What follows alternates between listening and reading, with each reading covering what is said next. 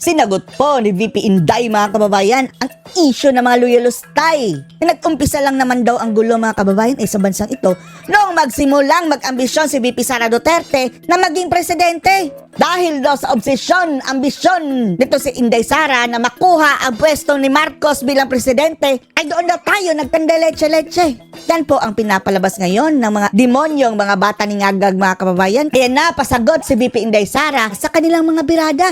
Ang sabi ni VP Sara, akin na ang presidency 2022 pa lang pero hindi ko kinuha. Panoorin niyo pa mga kababayan.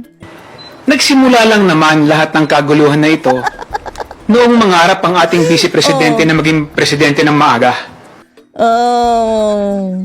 Pamilyar ba siya mga kababayan? Ito yung nobyo ng artista si Aiko Melendez mga kababayan na nung panahon ni dating Pangulong Duterte ay kasali sa narco-list. Tingnan yung bunganga Ngiwi. At ngayon mga kababayan, ginagantihan ang mga Duterte at pinapalabas na ambisyosa si Sara Duterte na maging presidente kaya nagkandaleche-leche ang ating bansa.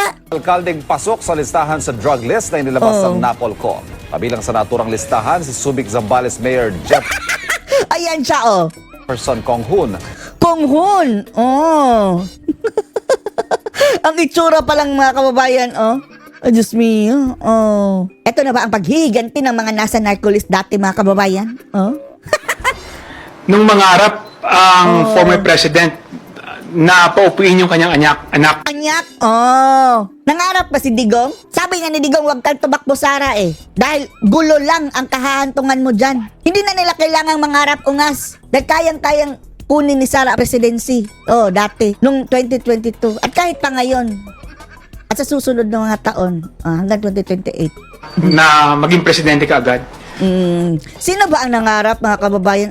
Di ba ang amo nito si Tambaloslos? Pinapaliktad ng ungas na to Kung wala lang sanang maagang nangarap. Di ba?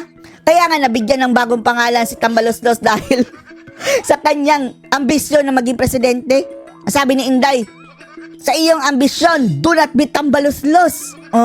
Wala lang sanang maagang nag-ambisyon na maging presidente. Tahimik naman ang lahat. Tahimik talaga ang lahat. Until nangarap ang iyong bossing na si Tamba. Unang-una, the presidency of 2022 was mine already. Oh, Nanalo na see? ako sa surveys. Oh. Lahat ng tao, solid na. Ang gusto nga ni Bangag mga kababayan, ay, Mayor Sara Duterte, kunin mo kami kahit vice president lang. Dahil ang plano nila mga kababayan, papatalsikin si Sara Duterte. Dahil hindi titigil ang mga ungas na yan mga kababayan hanggang hindi magiging presidente. Kukunin na naman nila ang ating bansang Pilipinas mga kababayan. Buti na lang at hindi nagkaganon mga kababayan dahil kapag nagkataong naging presidente si Sara, tapos vice president ang Bangag, hindi sila titigil mga kababayan hanggang hindi mai-impeach si Sara Duterte. At malamang sa malamang, pati si Maharlika at iba pang mga vloggers mga kababayan, aawayin si Sara.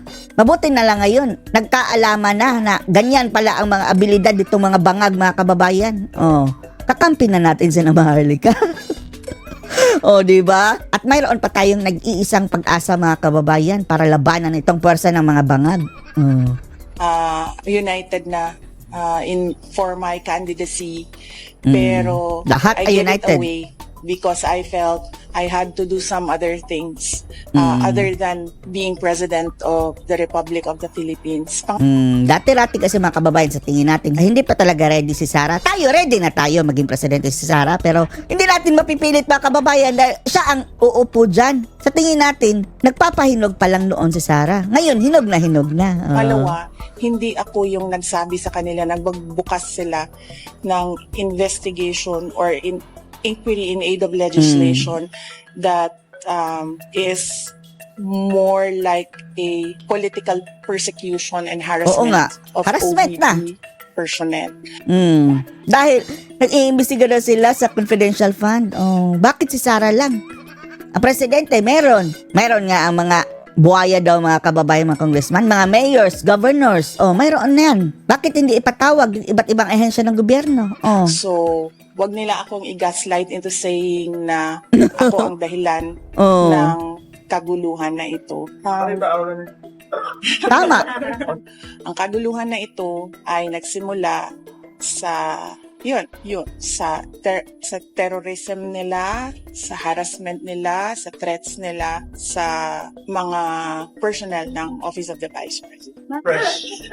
Nakatulog ako ng medyo mahaba kagabi. So, thank you. Magbigay lang ako ng update sa inyo sa nangyayari sa taas. Magbigay lang ako ng update sa nangyayari sa taas. So, hindi ko na lang din banggitin yung mga pangalan kasi nag-request din yung mga patients na huwag banggitin yung mga pangalan nila.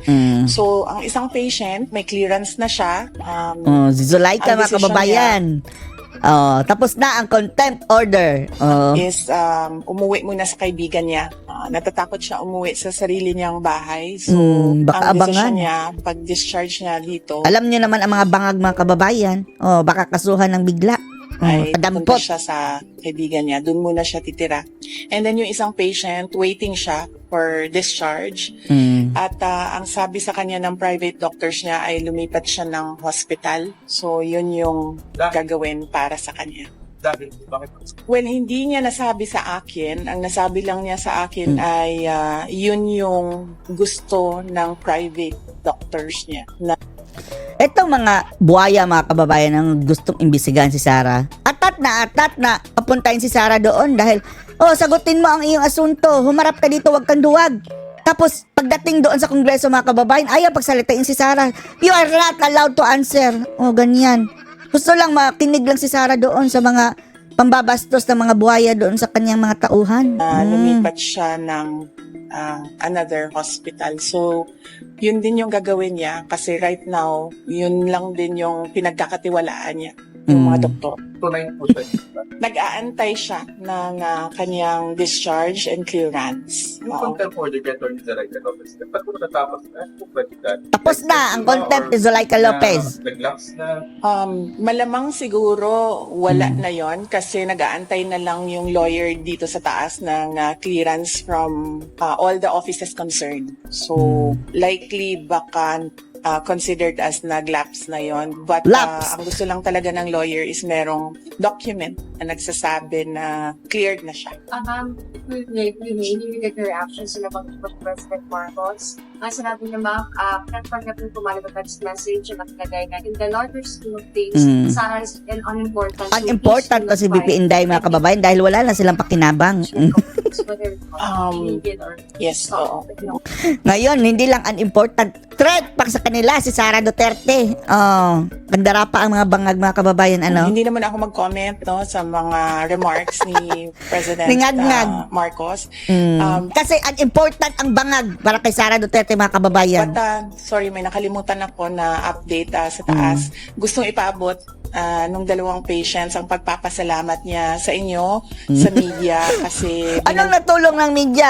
At least sa balita, mga kababayan. At hindi nyo sila iniwanan.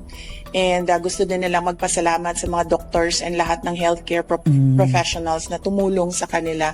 And of course, sa mga lawyers din na nag-assist sa kanila. At ang nakakatawa, mga kababayan, ang Integrated Bar of the Philippines, sabi, ay, wala kaming paki dyan. Dahil non-partisan kami. Dahil yan si Zulaika Lopez, empleyado yan ng isang politiko. Kaya wala kaming paki dyan. Wala daw silang masasabi, mga kababayan, sa panghaharas doon kay Zulaika Lopez sa gustong ipakulong doon sa correctional. Diyos mio. So, ibig ba sabihin, Integrated Bar of the Philippines, wala kayong paki talaga sa politika? Bakit nung mga dilawan ang naiipit, iyak kayo ng iyak? Noong panahon ni Duterte, ang iingay ninyo. Tungkol yun sa politika tingnan nyo ang mga buang na ito, mga kababayan, Integrated Bar of the Philippines. Double standard, mga kababayan. Hindi ba abogado yan si Zulaika? Tatandaan namin yung sinasabi nyo ngayon, ha? At in the future, mga kababayan, kapag may kaugnayan dyan sa politika, magnangaka kayo, isampal namin yan sa pagmumukha nyo. Yung sinabi nyo ngayon na hindi kayo magsasalita dahil in line niya sa politika. All throughout the crisis. So, isa din yon sa mga message nila galing sa taas. Salamat daw sa inyong lahat. At dahil daw may clearance na, cleared na rin daw kayo from them na umalis or iwanan sila dito. Anong masasabi niyo dito, mga kababayan, sa mga bagong pahayag ni VP Sara Duterte na hindi ako ambisyosa, nasa akin na ang presidency 2022 pa. Anong masasabi niyo dito? Post your comments below.